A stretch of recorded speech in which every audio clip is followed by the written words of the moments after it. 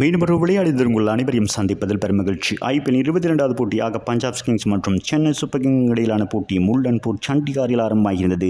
இந்த போட்டியை பொறுத்தவரையில் 4 வெற்றி பெற்றிருந்த பஞ்சாப் கிங்ஸ் அணி முதலாவதாக தமது அணியை துடுப்படுத்த ஆட தீர்மானித்தது. அதன் அடிப்படையில் ஆரம்பம் முதலே ஒரு சவாலான நிலையில் தொடர்ந்து விக்கெட்டுகளை இழந்திருந்தது குறிப்பிட பிரம்சிம்ரன் 0, சசாங் சிங், சிரேஸ் ஐயர் 9, ஸ்டாய்னஸ் 4, நெகல்வதேரா 9, மேக்ஸ்வெல் 1 என அடுத்தடுத்து விக்கெட்டுகளை விழுந்திருந்தார்கள். மொத்தமாக 8 ஓவர்களிலே 85 ஓட்டங்கள் பெற்றிருந்தாலும் 5 முக்கியமான விக்கெட்டுகளை இழந்து தடுமாறியிருந்தது.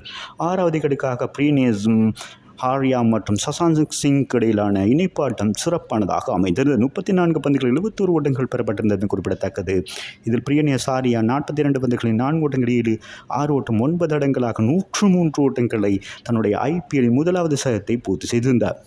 அவர் ஆட்டமிழந்து தொடர்ந்து 7வது விக்கெட்டுக்காக மிச்சல் மார்க்கோ ஜான்சன் மற்றும் சசாங் சிங் இடையிலான 38 பந்துகளில் 65 ஓட்டங்கள் இணைப்பாட்டம் பெறப்பட்டது குறிப்பிடத்தக்கது. இதில் சசாங் சிங் 36 பந்துகளில் 4 ஓட்டங்கள் 2, 6 ஓட்டங்கள் 3 இடங்களாக 52 ஓட்டங்கள் 6 சதம் கடந்திருந்த ஆட்டம் முழக்காது. மார்க்கோ ஜான்சன் 19 பந்துகளில் 4 ஓட்டங்கள் 2, 6 ஓட்டங்கள் 2 இடங்களாக அதிரடியாக 34 ஓட்டங்களுடன் ஆட்டம் முழக்காதிருந்த வேளையில் நிர்ணயிக்கப்பட்ட 20 ஓவர்களில் 6 விக்கெட்டுகளை மாத்திரம் இழந்து மொத்தமாக 219 ஓட்டங்களை பஞ்சாப் கிங்ஸ் அணி பெற்றிருந்தார்கள்.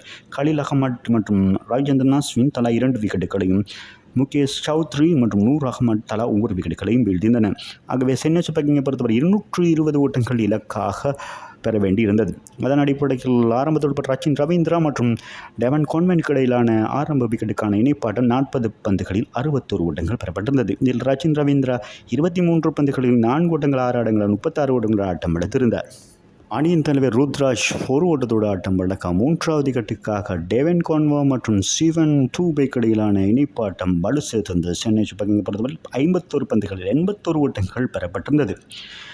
இதில் சிவன் டூபே 27 பந்துகளில் 4 ஓட்டங்கள் 3, 6 ஓட்டங்கள் 2 அடங்கள் 42 ஓட்டங்கள் ஆட்டம் இழந்ததோடு டெவன் கான்வோ 49 பந்துகளில் 6 ஓட்டங்கள் 2, 4 ஓட்டங்கள் 6 அடங்கள் 69 ஓட்டங்கள் ஆட்டம் இழந்திருந்தார். இறுதி நேரத்தில் MS தோனி 12 பந்துகளை எதிர்கொண்டு 4 ஓட்டம் 1, 6 ஓட்டம் 3 இடங்களாக வான வேடிக்கை காட்டி 27 ஓட்டங்களோடு ஆட்டம் இழந்திருந்தார். ரவீந்திர ஜடேஜா ஆட்டம் இழக்காத 9 ஓட்டங்கள், விஜய் சங்கர் ஆட்டம் இழக்காத 2 ஓட்டங்களோடு ஆடுகளத்தில் இருந்தவழி நிர்ணயிக்கப்பட்ட 20 ஓவர்களில் 5 விக்கெட்டுகளை மாத்திரம் இழந்து 201 ஓட்டங்களை மாத்திரமே பதிவு செய்ய முடிந்தது. சென்னை சூப்பர் கிங்கால் 18 ஓட்டங்கள் வித்தியாசத்தில் பஞ்சாப் கிங்ஸ் அணி சிறப்பான ஒரு வெற்றியை பதிவு செய்திருக்கிறார்கள். பந்துவீச்சை பொறுத்தவரை லாக்கி பெர்குசன் 2 விக்கெட்டுகள் மற்றும் யாஸ் தாக்கூர் மற்றும் கிளான் மேக்ஸ்வெல் தலா 1 விக்கெட்டுகளையும் வீழ்த்தியிருந்தனர். இந்த போட்டியில் சிறப்பாக செயற்பட்ட பிரியனேஸ் ஆர்யா இந்த போட்டியின் ஆட்ட நாயகனாக தெரிவான் என்பது குறிப்பிடத்தக்கது. இந்த வெற்றி மூலம் பஞ்சாப் கிங்ஸ் அணி பொறுத்தவரை 4 போட்டிகளில் பங்கேற்று